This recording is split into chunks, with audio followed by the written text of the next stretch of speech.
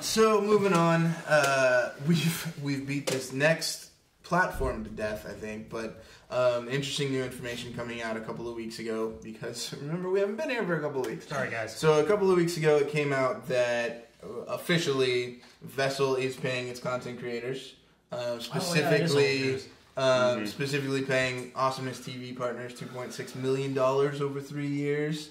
This is not surprising to anyone. Vessel wants to compete with YouTube. They want to compete with Vimeo. They need great talent to do it.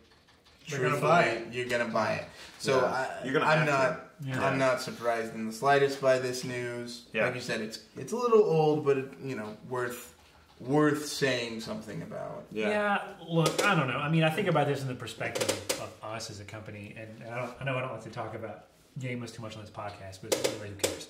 But well, you know, we can't afford to buy people, right? So our alternative is, I guess we actually have to build a decent service now. So keep that in mind. Burn. Yeah. All right. Yeah. You know, but like, I don't know. I almost think it's a flawed approach. But what do I know? I'm not a massive media marketing executive. So perhaps giving AwesomenessTV $11 billion to be on my platform will give me $11 billion down the line. But like, I don't know. Yeah, look, if you're big, you're going to get bought. If you're not going to get bought. Sorry. You know, you have to do what we do. You have to provide a service that people actually care about. So, you know, it goes back to the earlier discussion where, like, if you want to grow, you have to be unique. If you're grown already, you can get bought. I don't know. That's well, and I think it's you get to a certain level of audience, and for some reason at this point in the market, the old laws of old media or traditional media start applying to you all of a sudden. Yeah. And maybe that's good, maybe that's bad. I don't know. But, you know, we've talked about before, Vessel is, you know, run by the people that founded Hulu, same CEO. And so he's bringing that, you know, years of knowledge of bringing in cool content and fighting with networks and all these different things he had to do to get all these shows on Hulu in the first place, and applying that across, you know, large media properties that happen to also have been founded on YouTube or be a network on YouTube.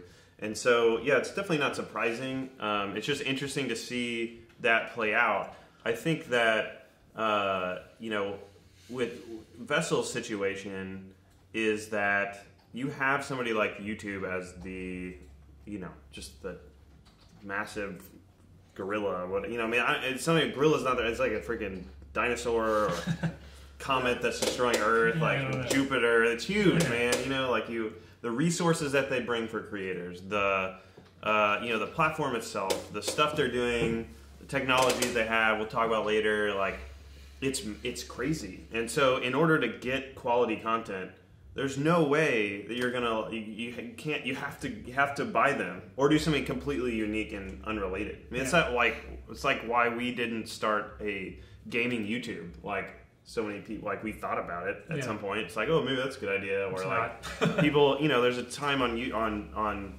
Reddit even, right, where people were like clamoring like, we need to make a you know, gaming YouTube, or that whole like whatever project that was where people were like, we're gonna get together and make a YouTube alternative, and they like worked on it for a while and then it died. Yeah. As like the last 20 efforts to do that. It's expensive, it's you know, all these different things so it's just crazy that you have to have all this money in order to actually get good content.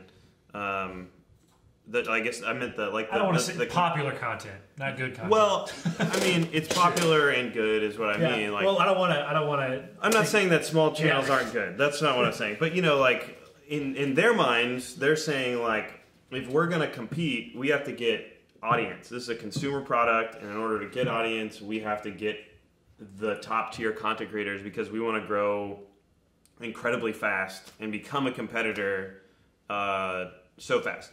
I would suggest that they've done that. Like, any new article that talks about monetization of YouTube content, Vessel's in it. Every single one. Yeah, like, they have, in the span of like 6 months, become a legitimate brand that is about monetizing or new YouTube content. And so they've spent the money to do it. And I think whether that's the right approach or not, they are now in the conversation and they paid for it. Yeah, I mean, it ain't cheap. Yeah. See, I agree that they come up in everything, right? And that the brand is out there. Yeah. I haven't seen any numbers in terms of what their conversion rates are like for consumers. I haven't seen any numbers in terms of how often videos get watched on Vessel, how many people are paying them, or how many people showed up in that first 3 days to get the year for free. Or well, I haven't seen any data like that. And I'm not saying it doesn't exist. I'm saying, like, I pay attention to this space and I haven't seen it. Like, so for me, it's one of those things where, like, yes, I think they're paying for content, they're paying for exposure, but they're paying for content that is also at some point going to be on YouTube. Creators who are on YouTube, you know, I keep going back to this kind of, I'm just not sure that the model is all that motivating for creators, absolutely, but for a big consuming consumer audience. I mean, you look at what Vimeo's doing right now and putting out. You can now subscribe to channels. They've had a direct pay for content monetization strategy for a while now. You know, it's also a platform where there's there's a lot of free stuff. They tout it as more well-produced content, if you want to see more well-produced content. And they've done fairly well there. I'm just not sure, like, it seems like Vessel's trying to sit between them somewhere as this kind of curated experience, and I'm just, like, I'm not convinced that Vessel has proven itself to be motivated, like, that Vessel has proven that a curated experience is motivating for people. Yeah, and I mean, we can talk to our experience, right? I mean, what we encountered at Game was, like, you know, when we had premium and early access videos, we still do. There's still benefits people offer, and people love them and watch them and all that stuff. But, like, it was never about the video. It was never just about the video, right? Like, I'm convinced that since we didn't have $11 bajillion to buy content, like, if we had started out and said, okay, premium early access content is here, you pay us $4.99 a month or whatever. You pay the entirety of Game Pass, and you can watch all the premium early access content on the site. Dead in the water. Never would have made it. Like, because what you see, what we see is that you have fans coming, interacting with our platform, helping to support the people they care about, and in return, getting premium and early access videos. Right. It's not, I get early access videos, and as a side effect, I support this person. That's never been the thought process. It's never been the interaction. It's always the other way around. It's, oh, cool, I like what this person does. I want to support them, and they're trying to get stuff. Never the other way. Right. And so I think, you know, Vessel is attacking this from the other way. And this is why... It's a content first platform. Yes, and it's the point I'm getting at. It's extremely dangerous to apply old world media philosophies into this. And I'm that's too bold a claim. But I suspect, I was going to say I'm convinced, but I suspect you're going to see problems with this from Vessel. I suspect it's going to break down because the appeal isn't enough. It's not enough to say, okay, well, you know, you'll get this 3 days early and here's some content you can have. It's not there.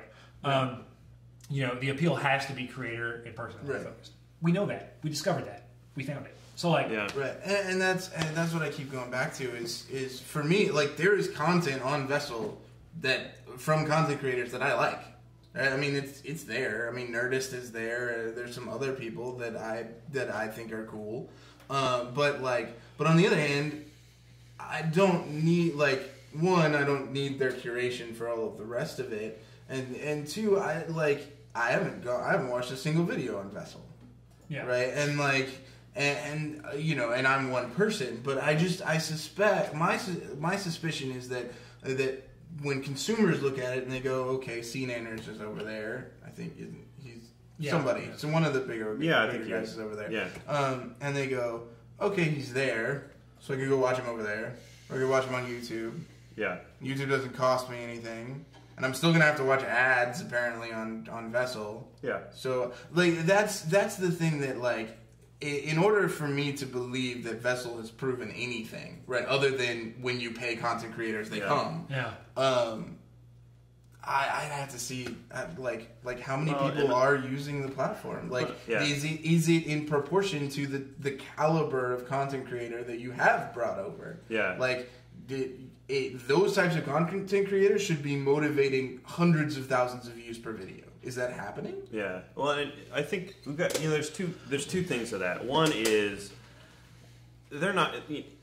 two things. One, the danger of pumping $100 million into a company like Vessel is that you skip the startup phases. You skip the iteration to figure out what the real problem is. Yeah. Like you're just like, I found a problem and I'm going to make some people some more money. Here's $100 million at it because you've done it before, right? And we're going to apply the Hulu model to YouTube. That's what Vessel is. It's Hulu model to YouTube with a little bit of early access instead of just stuff you can't see at all anywhere else, you know? And it's days instead of like months, right? Because eventually the season will come out on Hulu for free, like in 6 months when the next one started, but you can get it now. Yeah, and, sure. You know, like it's the same. It's like Hulu model to YouTube. You know, it's too early, and that's because of my second point. It's too early to tell. It's too early to tell. Any huge platform is not successful until like 3, 5, 7 years after it starts. Like Vessel's going to be different than it is today in a year, and 2 years, and 3 years. Like they're just going to iterate more slowly. Yeah. And eventually, maybe they'll figure it out. Oh, it's creator first. You know, that may be what they do. It may not be what they do. I don't know. They've got big investors behind them, and they've got a lot of runway to iterate. You know, and that's $2.6 million for AwesomenessTV over the next 3 years, right? So, you know, they're only spending a third of that, you know, like whatever that is, $800K or something like that a year. So, you know, and they've raised $100 million, so they can afford to do that for ever, basically, you know. And then, but they raised whatever they raised, 20 million or something, and then very quickly raised another like $80 million. And so clearly they were able to like take what they initially built, maybe just the product and some initial content creators, and go back to people and be like, look, this is something. So I have to believe there's something going on there, but I agree with you. Yeah. I agree with you. I think like I don't know. The only way to do something like this is to have a ton of money and throw at it until it works. Yeah. And you can't, you know, I just don't. There's been plenty of companies that have done that approach and just completely failed. That is not out of the realm of possibility. But I think it's too early to tell. Yeah, I don't really know. I mean, investors aren't stupid, right? Yeah. There's got to be something there. But like, I don't. It's the fundamental difference, I think, between old media content like Hulu and the new media content you see on YouTube. Yeah. Is the personalities matter so much more. And so even if this approach is successful, right? Vessel makes money and it's great. Like you're missing the point. You're missing at least 50% of the equation. Yeah. If you don't pay attention to the people that are making this stuff. Yeah, for sure. You know, so I mean, we'll see. Maybe that other 50% is enough. Yeah. I'm not convinced. Yeah, I mean, and I don't disagree that they will iterate slowly over time, and eventually they may hit on a product that people want. I just, you know, Hulu was revolutionary because suddenly you could watch TV on the internet. I don't think Vessel is revolutionary in the same way, and so the question is like, in all of their iteration, can they come up with a video platform that is really revolutionary in the same way that a Hulu is? And do they have to? I don't know, but I just don't see, and you know, we don't know because it's going to take time and money. Yeah. But I just don't. I don't see, with everything that YouTube's doing, with the way that YouTube is iterating at basically the same rate, like I just don't see Vessel doing anything truly revolutionary that YouTube isn't going to get to, that Vimeo may not get to. I don't know. Yeah. Anyway, so it's going to be interesting. I think they have enough money to do some damage. That's what's going to be interesting for me to see, and I think what we'll see is they change. Yeah, very quickly. I don't know what it'll be, but they're. I don't know either. I mean, the problem they could solve is discovery. Like, you know, that could be if they can solve that and they open it up to more people, then maybe it becomes an interesting YouTube competitor. Right now, it's not a competitor to YouTube. But that's a long tail play, and then and maybe they're willing to pivot to a long tail play, but that doesn't seem to be the philosophy. Yeah. But, you know, all right. See, interesting happenings.